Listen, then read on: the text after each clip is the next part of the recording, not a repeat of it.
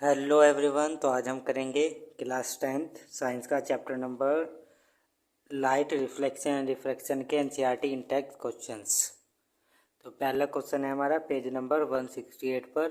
Define the principal focus of a concave mirror. क्या define करना है हमें? प्रिंसिपल फोकस डिफाइन करना है। ठीक है, तो इसका आंसर हम देखते हैं क्या है।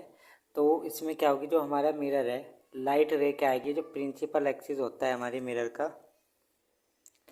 ठीक है, ये हमारी क्या आ रही है, लाइट रे आ रही है। ठीक है, लाइट रे आ रही है, ये क्या है, प्रिंसिपल एक्सिस है।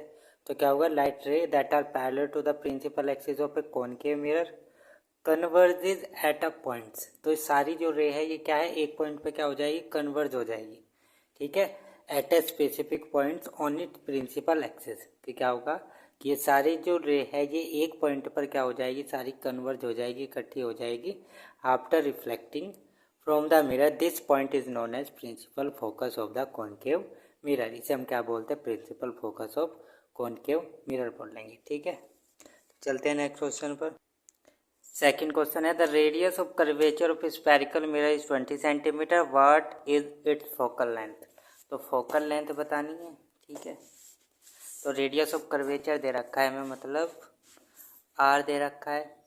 ठीक है, आर कितना दे रखा है, 20 सेंटीमीटर। और एफ हमारा होता है क्या, फोकल लेंथ r/2।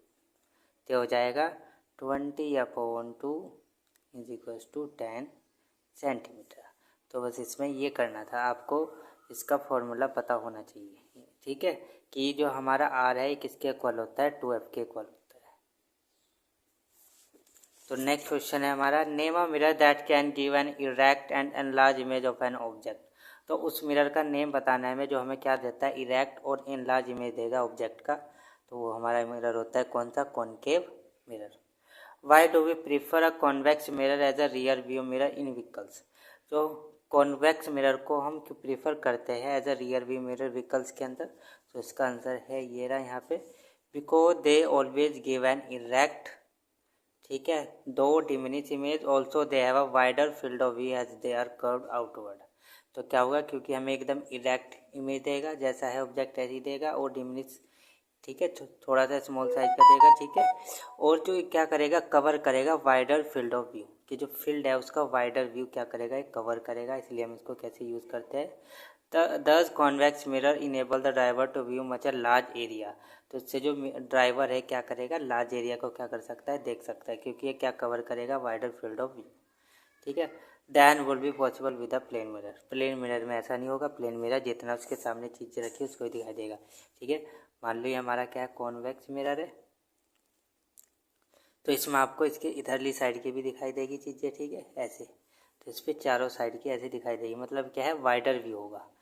अगर आपके पास क्या है, कॉनकेव मिरर है, ठीक है, या फिर प्लेन मिरर बोल लो। ठीक है, प्लेन मिरर, प्लेन मिरर, तो इसमें आपको सिर्फ ऐसे इसके सामने जो चीज़ें रखी है सारी वो दिखाई देगी ऐसे। ठीक है, तो अब चलते हैं नेक्स्ट क्वेश्चन पर। ये भी क्वेश्चन हमारा सेम ही है, ये पेज नंबर 171 पर। Find the focal length of a convex mirror whose radius of curvature is 32 centimetre. अभी क्या है, हमने क्वेश्चन सेम है, रेडियस ऑफ कर्वेचर दे रखा है, मतलब आर दे रखा है कितना, 32 सेंटीमीटर, और एफ पूछ रहा है, तो r/2 कितना हो जाएगा, 30/2, तो क्या हो जाएगा, 16 सेंटीमीटर। बिल्कुल सेम क्वेश्चन था। A concave mirror produces 3 times magnified and large and real image of an object placed at 10 cm in front of it. Where is the image located? तो हमें बताना है कि इमेज कहाँ पे बनेगी। ये ऑब्जेक्ट का डिस्टेंस u दे रखा है, हमें v पूछ रहा है, और ये कह रखा है कि जो ये होता है मैग्नी टाइम्स 3 टाइम्स क्या हो जाएगा, बड़ा हो जाएगा ऑब्जेक्ट से। अगर ऑब्जेक्ट का साइज ये है तो इससे क्या हो जाएगा, 3 टाइम क्या हो जाएगा, ये बड़ा हो जाएगा। तो साइज क्या होता है ऑब्जेक्ट का, क्या होगा, एच डैश। ठीक है, इसे मान लो आप क्या मानोगे, 3h, और ये हो जाएगा h। ये है इमेज का क्या, इमेज की क्या है साइज है, और ये है ऑब्जेक्ट का साइज। तो ऑब्जेक्ट का साइज क्या होगा, h, और हमें पता है m क्या होता है, h डैश अपॉन h लिख लो, या h dash upon h is equal to -v/u। तो v भी हमें दे रखा है, v निकालना है, सॉरी u दे रखा है हमें, कितना दे रखा है u यहाँ पे, 10 सेंटीमीटर। तो यहाँ पे रख दो, ये हो जाएगा 3h/h, ये हो जाएगा -v/10 सेंटीमीटर। 10 h से h गया तो v क्या आ जाएगा 3 × 10, तो माइनस का साइन इधर आ जाएगा तो 30 सेंटीमीटर। तो नेगेटिव साइन क्या इंडिकेट कर रहा है कि जो इमेज बन रहा है हमारा कैसा बनेगा, रियल एंड इन्वर्टेड। ठीक है, तो ये था हमारा क्वेश्चन। ठीक है, negative sign indicate that an inverted image is formed at a distance of 30 centimetre in front of the given concave mirror. कि जो कॉनकेव मिरर के फ्रंट में क्या होगा, 3 सेंटीमीटर की दूरी पे क्या बनेगा, हमारा इमेज बनेगा। क्वेश्चन नंबर है ये हमारे पेज नंबर 176 पर। A ray of light travelling in air enter obliquely into water. कि कोई रे है लाइट की, वो क्या कर रही है, एयर से किस में एंटर कर रही है, वाटर में। तो इसमें से डेंसर कौन सा मीडियम है हमारा, वाटर, और एयर क्या है, rare medium. Does the light ray bend toward the normal और away from the normal, why. तो बताना है कि जो हमारी रे है ये किधर को बैंड होगी, नॉर्मल की तरफ को होगी या नॉर्मल से दूर को होगी बैंड। तो कारण बताना है, क्योंकि वाटर क्या है हमारा डेंसर मीडियम है और एयर क्या है, रेयर मीडियम है। और हम ये जानते हैं जब कोई रे रेयर मीडियम से डेंसर मीडियम में एंटर करती है तो वो कहाँ पे बैंड होती है, टुवर्ड द नॉर्मल बैंड होगी। तो आपको कारण यही लिखना है, द रे of light band toward the normal when a ray of light enters from an optically rare medium to an optically denser medium, its speed slow down and its bend toward the normal. Since water is optically denser than air, a ray of light entering from air to water will bend toward the normal. तो आपको ये सारा answer इसमें लिखना है, क्योंकि हमें पता है कि वाटर क्या डेंसर है और ये क्या है, रेयर है। और जब हम रेयर से डेंसर में जाते हैं तो जो रे है वो टुवर्ड द नॉर्मल क्या होती है, बैंड होगी हमारी। Light enter from air to glass having refractive index 1.50।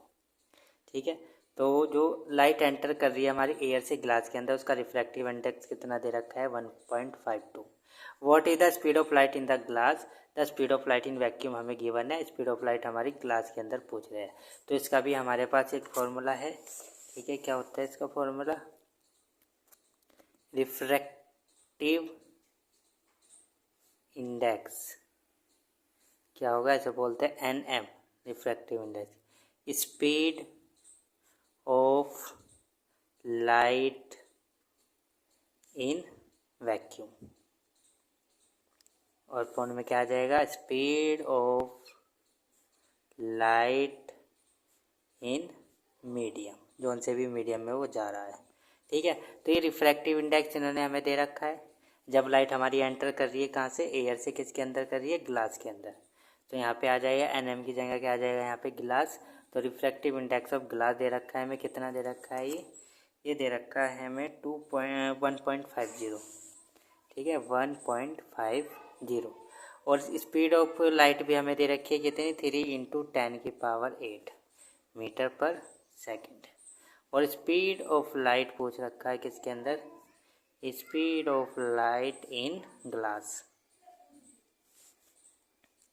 तो ये इधर डिवाइड में इधर मल्टीप्लाई में चला जाएगा, क्या हो जाएगा, speed of light in glass multiply 1.50, और इसमें आ जाएगा इक्वल में क्या आ जाएगा, 3 × 10⁸। ठीक है, अब इधर मल्टीप्लाई में है 1.50, इधर डिवाइड में आ जाएगा। ठीक है, तो ये क्या निकाल लेंगे हम, स्पीड ऑफ लाइट निकाल लेंगे किसके अंदर, ग्लास के। Speed of light in glass तो आ जाएगा 3 × 10⁸ ठीक है, तो यहाँ से पॉइंट आप हटा सकते हो, ऊपर लग जाएंगे कितने, 10। ठीक है, 0 से 0 गया। ठीक है, इसमें 3 की मल्टीप्लाई करेंगे, इसमें 10 में तो कितना हो जाएगा, 30। तो 30 × 10⁸ 15 बन जा, 15 2 जा, तो कितना आ जाएगा, 2 × 10⁸ मीटर पर सेकेंड। तो ये आ जाएगा इसका आंसर। ठीक है, अब चलते हैं नेक्स्ट क्वेश्चन पर। तो क्वेश्चन नंबर 3 है हमारा, find out from table 10.3 the medium having highest optical density and also find a medium with lowest optical density. हमें टेबल में से देखना है कि कौन से मीडियम की हाईएस्ट ऑप्टिकल डेंसिटी और कौन से मीडियम की लोएस्ट ऑप्टिकल डेंसिटी है। ठीक है, तो इसमें देखते हैं टेबल नंबर 10.3 के अंदर। तो ये दे रखा है हमें टेबल 10.3, ठीक है, पेज नंबर 175 पर। तो जो हमारा रिफ्रैक्टिव इंडेक्स है डायरेक्टली प्रोपोर्शनल होगा किसके, ऑप्टिकल डेंसिटी के। तो जिसकी सबसे ज़्यादा रिफ्रैक्टिव इंडेक्स होगा वो सबसे ज़्यादा क्या होगा, ऑप्टिकली क्या होगी, उसकी डेंसिटी क्या होगी, हाईएस्ट होगी। और जिसकी सबसे कम होगी रिफ्रैक्टिव इंडेक्स वो क्या होगा, ऑप्टिकली लोवेस्ट ऑप्टिकल डेंसिटी होगी उसके पास। ठीक है, तो सबसे ज़्यादा क्या हो जाएगी, डायमंड की। डायमंड का क्या है रिफ्रैक्टिव इंडेक्स 2.42। ठीक है, तो उसकी हाईएस्ट ऑप्टिकल डेंसिटी इक्वल हो जाएगा डायमंड के और लोवेस्ट ऑप्टिकल डेंसिटी हो जाएगा एयर के, क्योंकि optical density of a medium is directly related with the refractive index of that medium. A medium which has the highest refracting index will have the highest optical density and vice versa। कि जो medium के पास, जिस medium के पास क्या होगा, highest refractive index होगा, उस पे क्या होगी, हाईएस्ट ऑप्टिकल डेंसिटी होगी, क्योंकि रिफ्रैक्टिव इंडेक्स हमारा क्या है, डायरेक्टली प्रोपोर्शनल है ऑप्टिकल डेंसिटी के। ठीक है, अब हमें क्वेश्चन नंबर 4 दे रखा है। You are given kerosene, turpentine and water. इसमें आपको 3 चीज़ें दे रखी है, kerosene, turpentine and water. In which of this does the light travel fastest, use the information given in table 10.3। तो पूछ रहा है कि किसके अंदर सबसे तेज लाइट हमारी ट्रैवल करेगी। ठीक है, तो जितना ज़्यादा रेयर और मीडियम उतनी ज़्यादा क्या होगी, उसकी स्पीड होगी। ठीक है, मतलब जितना कम रिफ्रैक्टिव इंडेक्स उतनी ज़्यादा उसके अंदर क्या होगी, स्पीड होगी। रिफ्रैक्टिव इंडेक्स हमारा क्या हो जाएगा, इन्वर्सली प्रोपोर्शनल हो जाएगा किसके, स्पीड के। तो क्या है, एयर के पास क्या है, सबसे कम रिफ्रैक्टिव इंडेक्स है, तो सबसे ज़्यादा स्पीड किसके अंदर होगी, एयर के। फिर उसके बाद आएगा आपका कैरोसिन और फिर आएगा टर्पेंटाइन। ठीक है, तो आप इसमें लिख सकते हैं in water light travel faster as compare to kerosene and turpentine because the refractive index of water is lower than that of kerosene and turpentine. The speed of light is inversely proportional to the refractive index. Question number 5 है, the refractive index of diamond is 2.42। What is the meaning of this statement. इस statement का meaning क्या है, तो इस statement का meaning है कि जो हमारी लाइट ट्रैवल कर रही है एयर के अंदर, जो उसकी स्पीड है, ठीक है, तो उसकी स्पीड में क्या, अगर 2.42 टाइम्स क्या हो जाएगी, उसकी स्पीड क्या हो जाएगी, कम हो जाएगी। जब वो स्पीड हमारी किसके अंदर जाएगी, वो लाइट जब हमारी किसके अंदर एंटर करेगी, डायमंड के अंदर, तो 2.42 टाइम जो उसकी स्पीड है वो क्या हो जाएगी, कम हो जाएगी। तो इसका मीनिंग यही है। आप इसमें क्या लिखोगे, the refractive index of diamond is 2.42। This means that the speed of light in diamond will reduce by a factor of 2.42 as compared to its speed in air. In other words, हम ये भी लिख सकते हैं the speed of light in diamond is 1/2.42 time the speed of light in vacuum. ठीक है, तो इस तरह से हम इसको लिख देंगे कि speed of light in diamond किसके इक्वल होगा, 1/242 multiply speed of light in vacuum. अब ये हमारे क्वेश्चन है पेज नंबर 184 पर। Define one dioptre of A power of a lens. तो पावर ऑफ ए लेंस क्या होती है, P is equals to 1/f होगा।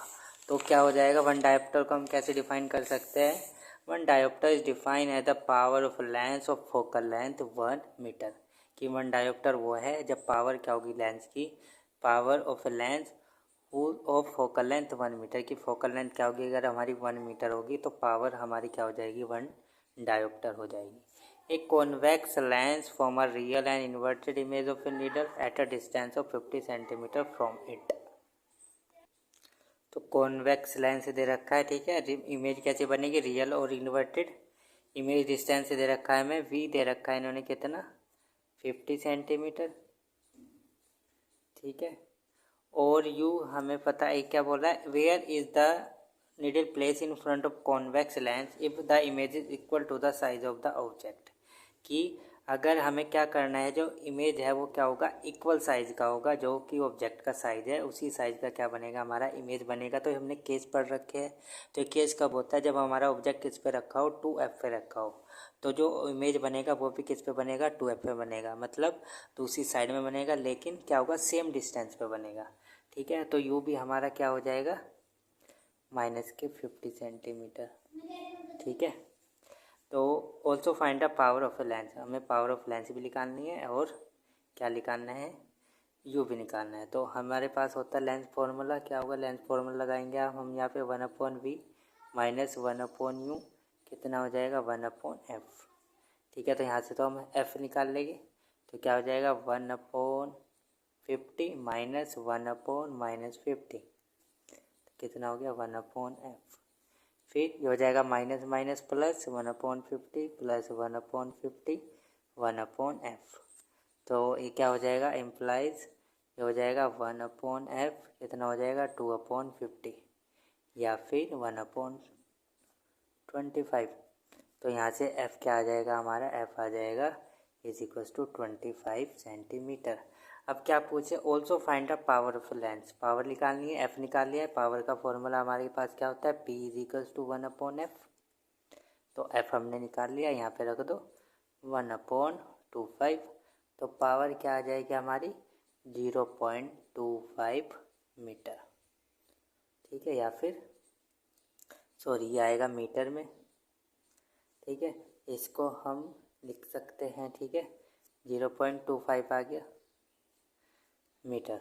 ठीक है, अब इसमें 100 की मल्टीप्लाई कर देंगे हम, ठीक है इसमें चला जाएगा ये सेंटीमीटर में, तो ये क्या आ जाएगा हमारा 1/2 या फिर 0.5 डायोप्टर।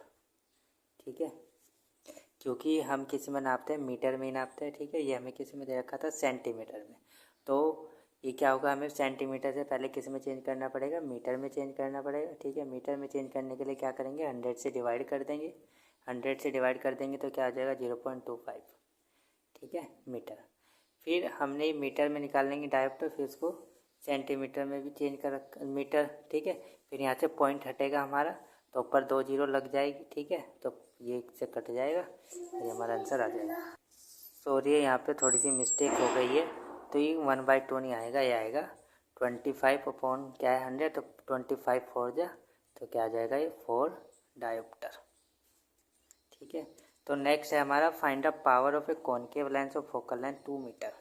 तो f दे रखा है, ठीक है f कितना दे रखा है 2 मीटर, और क्या पूछ रहा है पावर, पावर क्या होती है हमारी 1/f, तो क्या हो जाएगा 1/2 या फिर 0.5 डायोप्टर।